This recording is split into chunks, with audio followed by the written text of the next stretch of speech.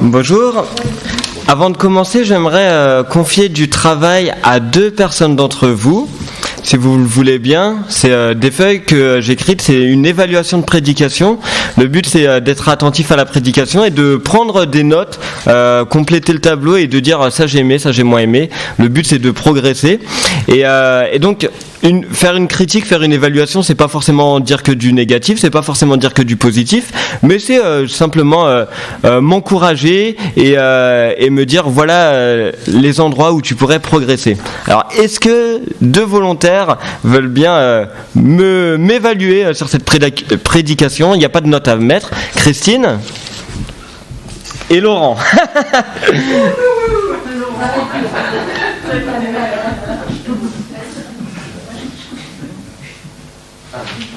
Et le stylo. Un stylo rouge, non, ça s'appelle. C'était des choisis ou. Non, ils sont volontaires. Tu aurais pu l'être et tu pourrais l'être une prochaine fois. Voilà, donc merci beaucoup à Laurent et Christine.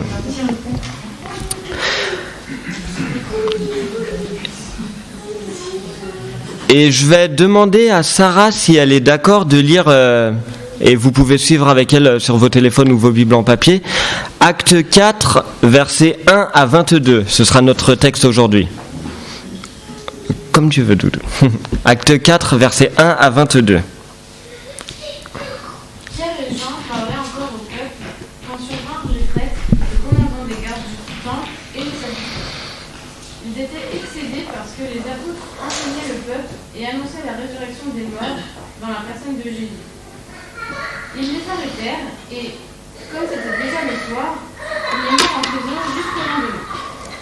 Cependant, beaucoup de ceux qui avaient entendu la parole crurent, ce qui porta le nombre des hommes à 5 000 environ. Le lendemain, les chefs du peuple, les anciens et les spécialistes de la loi se rassemblèrent à Jérusalem avec le grand prêtre Anne, Caïphe, Jean, Alexandre et tous ceux qui étaient de la famille du grand prêtre. Ils firent comparaître Pierre et Jean au milieu d'eux et leur demandèrent: par quelle puissance ou quel nom avez-vous fait cela? Alors Pierre, rempli du Saint-Esprit, leur dit: chef du peuple et ancien d'Israël, on nous interroge aujourd'hui sur un bienfait accordé à un infirme, afin que nous disions comment il a été guéri.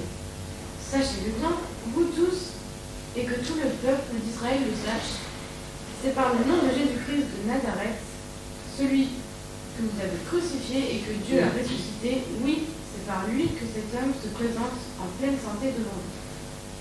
Jésus est la pierre rejetée par vous, qui construisez et qui est devenue la pierre angulaire. Il n'y a de salut en aucun autre, car il n'y a sous le ciel aucun autre nom qui ait été donné parmi les hommes, par lequel nous devons être sauvés. Nous devions. Lorsqu'ils virent l'assurance de Pierre et de Jean, ils furent étonnés, car ils savaient que c'étaient des hommes du peuple sans instruction, et ils les reconnaissaient pour avoir été avec Jésus. Mais comme ils voyaient debout avec eux l'homme qui avait été guéri, ils n'avaient rien à répliquer. Ils leur ordonnèrent de sortir du Sanhédrin. Puis ils délibérèrent entre eux en disant: que faire à ces hommes? En effet, ils ont accompli un signe miraculeux évident. C'est clair pour tous les habitants de Jérusalem et nous ne pouvons pas le nier. Mais, afin que cela ne se propage pas davantage parmi le peuple, défendons-leur avec menace de parler désormais à qui que ce soit en ce nom. Alors, ils les appelèrent et leur interdirent absolument de parler ou d'enseigner au nom de Jésus. Pierre et Jean leur répondirent: est-il juste devant Dieu de vous écouter, vous, plutôt que Dieu? Jugez-en vous-même. Quant à nous, nous ne pouvons pas ne pas annoncer ce que nous avons vu et entendu. Les chefs du peuple leur firent de nouvelles menaces et les relâchèrent.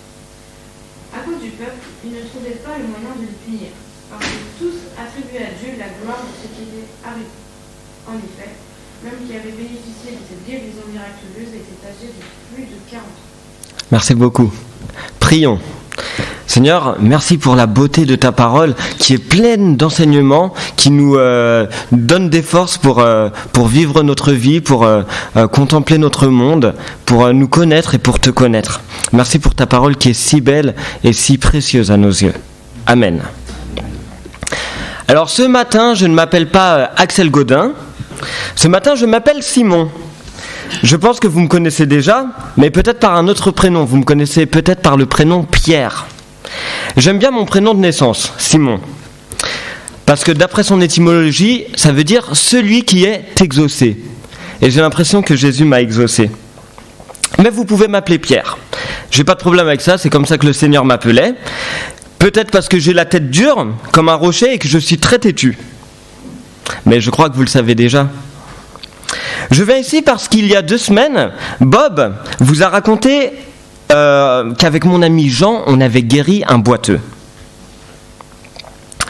Vous auriez vu ça? Un homme qui jamais n'avait bien marché et qui d'un coup, dans le nom de Jésus, se lève, court, marche, gambade. Nous étions vraiment heureux. Mais c'est pas de ça dont je voulais vous parler ce matin, Bob l'a déjà fait. Non, c'est de la suite.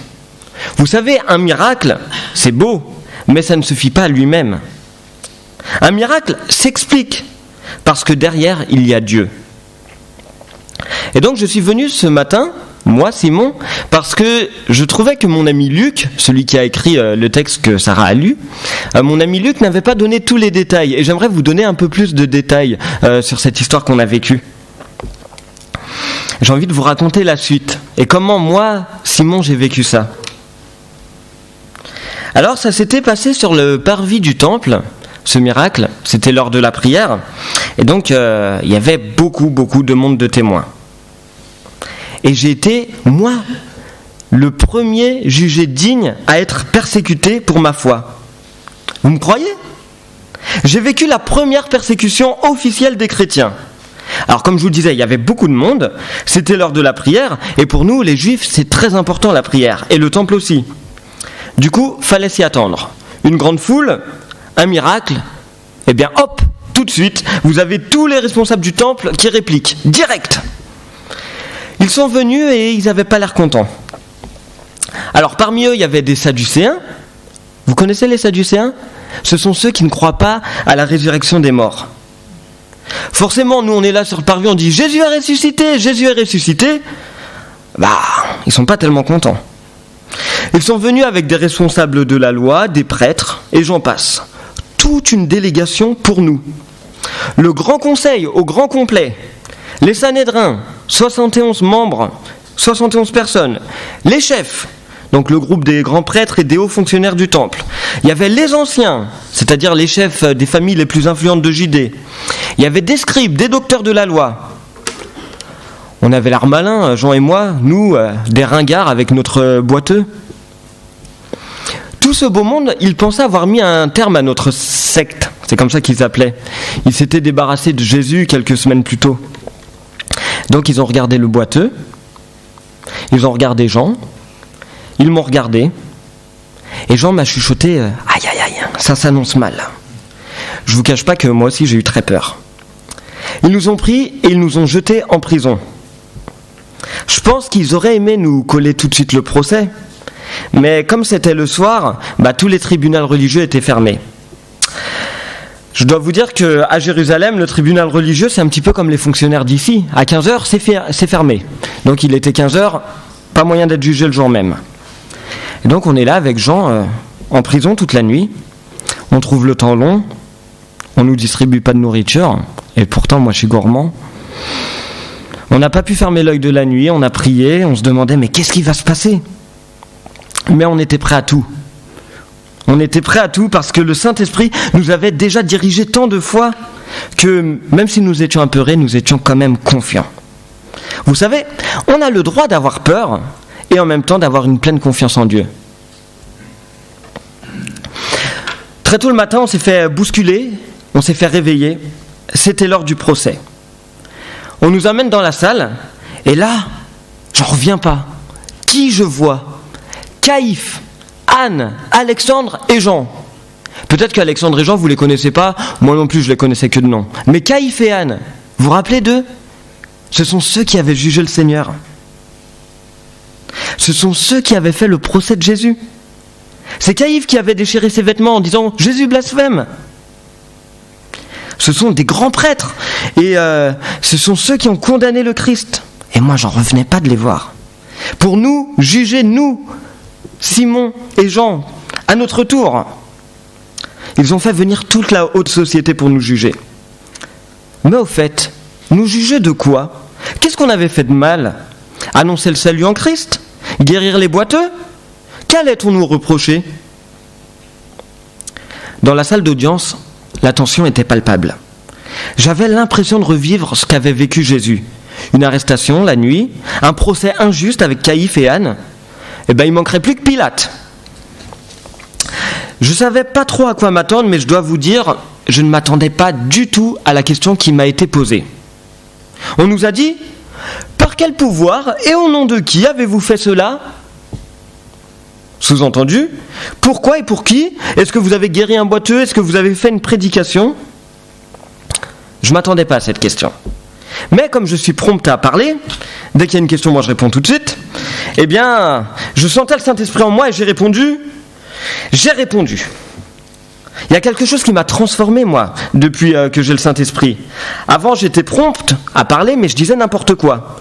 Une fois, j'ai dit à Jésus que je ne l'abandonnerais jamais. Une fois, j'ai dit à Jésus que j'étais prêt à tuer pour lui. Une fois, j'ai dit à Jésus que je serais là malgré tout. Et pourtant, j'étais le premier à le renier.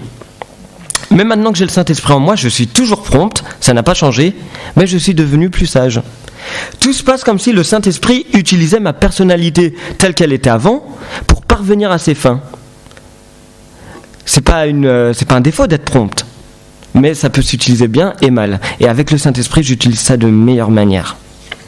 Et donc, rempli du Saint-Esprit, et malgré ma peur, malgré le fait d'être tout petit et pas instruit en face de Caïphe et Anne, j'ai répondu. Et je ne suis pas allé par 4 chemins. Moi, je m'en fous pas mal de la diplomatie. J'ai dit, c'est au nom de Jésus. Et là, Caïphe et Anne, ils ont complètement pâli. Ils pensaient que c'était fini avec ce gars. J'ai dit, c'est au nom de Jésus, celui que vous avez crucifié. Et là, tous les chefs religieux ont pâli. Et j'ai dit, mais Dieu l'a ressuscité des morts. Et là, tous les sadducéens ont pâli, parce qu'ils ne croient pas en la résurrection. Et j'ai été plus loin. J'ai affirmé, il n'y a de salut en aucun autre que Jésus. J'ai dit ça non seulement parce que j'aime la provocation et que je suis un peu réac, mais aussi parce que c'est vrai. Il n'y a qu'en Jésus que nous pouvons être sauvés. Je tiens à vous le dire à vous aussi ce matin, si vous ne le saviez pas. La vie éternelle, c'est de connaître et de faire confiance en Jésus-Christ, pas en ses propres forces, pas en son propre mérite. Moi, j'ai mis du temps à le comprendre, mais j'ai changé. Une fois que j'ai parlé, il y a eu comme un petit blanc. Je crois que mon assurance les avait déconcertés. Vous savez, me retrouver comme ça en plein milieu de la haute société, alors que je n'ai pas fait d'études, ça a quelque chose d'impressionnant. Mais Jésus non plus n'avait pas fait d'études. Alors, dans la salle, il y avait justement l'homme que Dieu avait guéri, le boiteux. Et je voyais bien le silence des juges. Ça montrait leur embarras. Il n'avait rien à dire. Il était là, le boiteux, il était guéri. Et en même temps, que répondre à la vérité ? Après quelques instants de gêne où personne ne parlait, on nous a fait sortir, parce qu'il voulait délibérer. Quand on nous a fait sortir, Jean m'a encouragé. Il m'a dit que j'avais très bien parlé, que j'avais été clair, que j'avais été vrai dans mes propos et que j'avais fait preuve d'audace.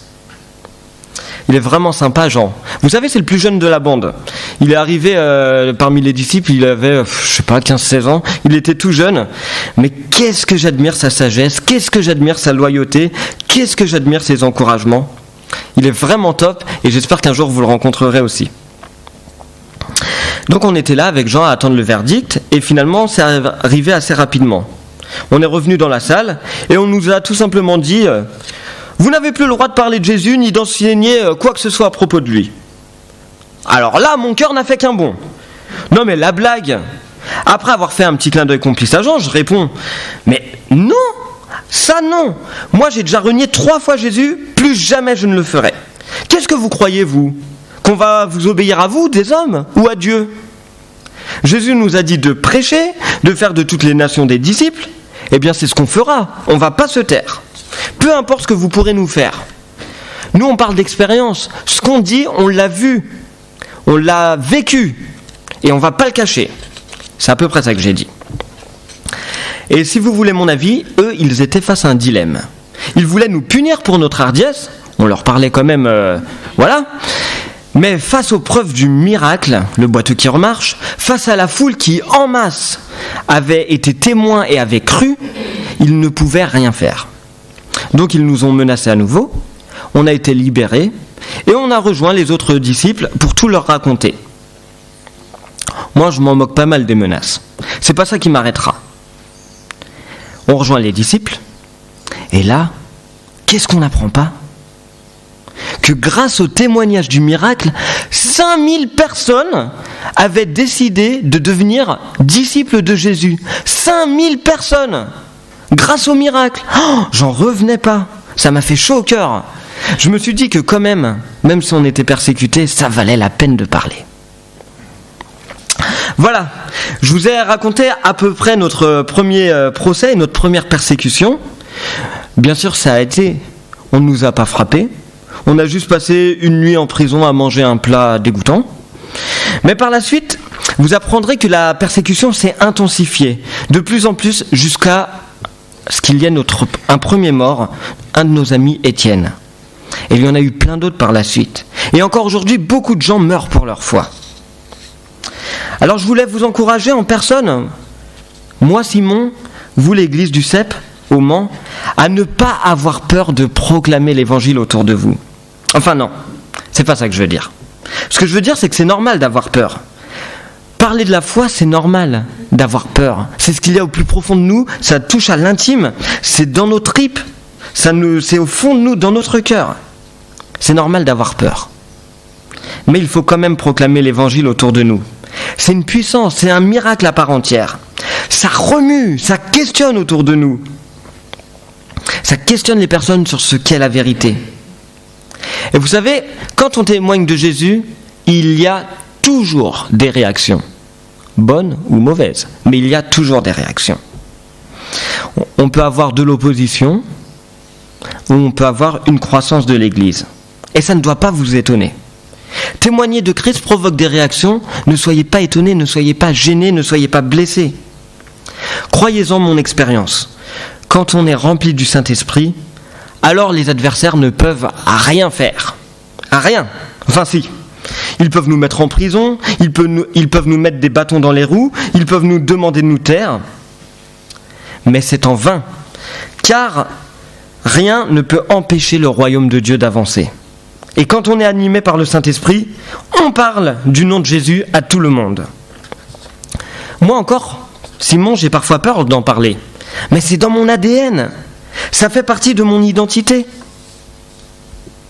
Aux amis que je rencontre, je saisis la moindre occasion, car ce que je suis aujourd'hui, je le suis à cause du nom de Jésus. Et vous, c'est pareil. Et c'est ça qui est merveilleux. Regardez, moi, je ne suis pas instruit. J'ai renié 3 fois le Christ. Et Dieu aurait pu le laisser avec un gros cas comme moi. Mais non, il décide de m'utiliser, indépendamment de ce que les gens pensent de moi. Il me mène vers des nouveaux lieux. Vous connaissez Axel, le mari de Sarah. Lui aussi, il a plein de défauts. Il fuit les conflits. Parfois, il est hypocrite, il parle sur les gens. Il lutte dans sa vie pour parler avec bienveillance, avec amour. Mais je pense que Dieu veut l'utiliser, indépendamment de ses défauts.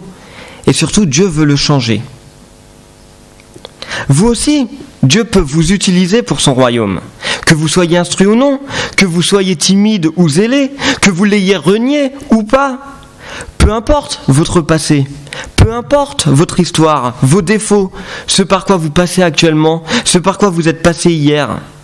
Laissez-vous guider par Dieu, par le Saint-Esprit. Laissez-vous instruire. Est-ce que vous avez des luttes ? Dans le nom de Jésus, vous pouvez les combattre. Est-ce que vous n'arrivez pas à avancer ? Dans le nom de Jésus, continuez d'essayer. Proclamez à tout homme que Jésus nous offre le salut. dans ma vie, le nom de Jésus a tout changé. Est-ce que c'est pareil dans ta vie à toi ? Comment est-ce que le nom de Jésus a tout rendu différemment ? Comment est-ce qu'il t'a transformé ? Quand je dis le nom de Jésus, c'est pas le nom Jésus. Bien sûr, c'est la personne de Jésus qui m'a transformé. Et j'aimerais du coup vous encourager à obéir à Dieu et non aux hommes. Alors, j'aimerais vous encourager à rechercher à faire sa volonté, à ne jamais mettre de compromis dans votre vie. Et pour ça, vous avez l'aide du Saint-Esprit.